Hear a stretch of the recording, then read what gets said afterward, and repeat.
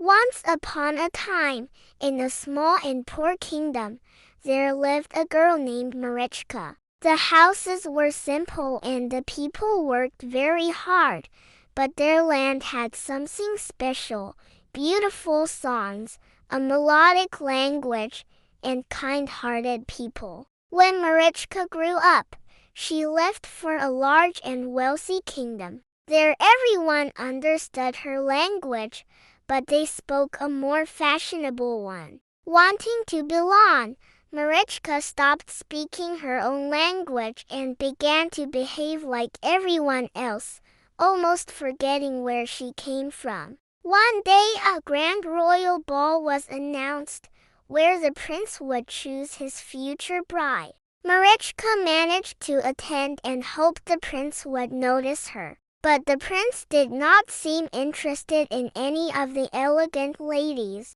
That same day a young seamstress named Orisia arrived at the palace to deliver the prince's clothes for the ball. She proudly spoke the language of her homeland and told everyone how beautiful her culture and songs were. The prince learned that Orisia could sing and invited her to perform at the ball. When Orisia began to sing, the entire hall fell silent. Among the guests were many girls from her homeland, but they pretended not to understand their own language because they were ashamed of their origins. When the song ended, the prince approached Orisia, knelt before her, and asked her to become his wife. "I fell in love with a girl who is not afraid to be herself," he said. "A girl who defends her dignity, her language, and her culture.